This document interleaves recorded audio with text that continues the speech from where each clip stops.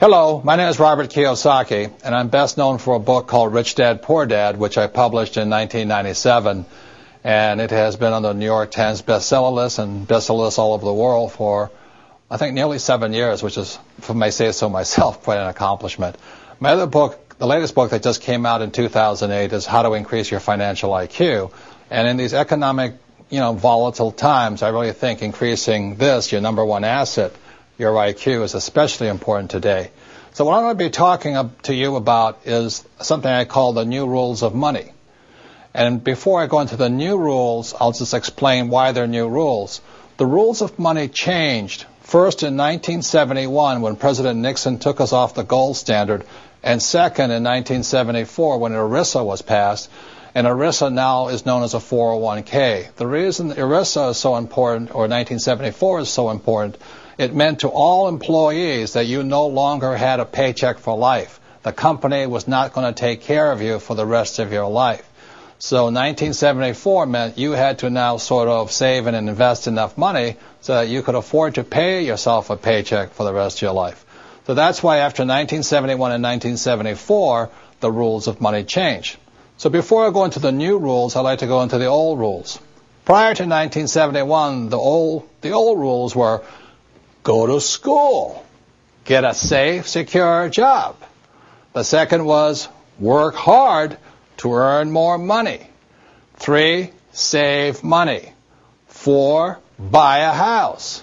5, get out of debt. 6, invest for the long term. And in most people's cases, they invest in mutual funds. And 7, diversify.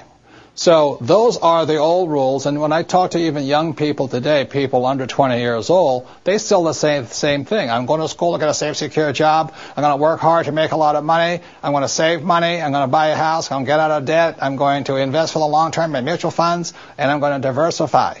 Those are the old rules. What I'm going to go into today are the new rules, and again, the new rules came in after 1971 and 74. So let me talk about the new rules. Let's take this word here, school. Before 1971 and 1974, you could just go to school and get a job and all those types of things. But today, after 1971 and 74, people need to know you need more education than the school systems provide. For example, one type of education our schools provide for is a thing called academic. And I don't spell very well, so if I misspell something, let me know. But academic means reading, writing, and arithmetic. That's very important. Rule number 2 you have to learn in school is professional. So, after I graduate from high school or college or whatever it is, do I go on to law school or to go to trade school, become a plumber, or to learn to be a webmaster, or whatever it is? So it's academic and professional education. This is also very important. Our schools do a pretty good job of that. The third type of education that's important after 1971 and 74, the third is financial education. And this is why people are in financial trouble today.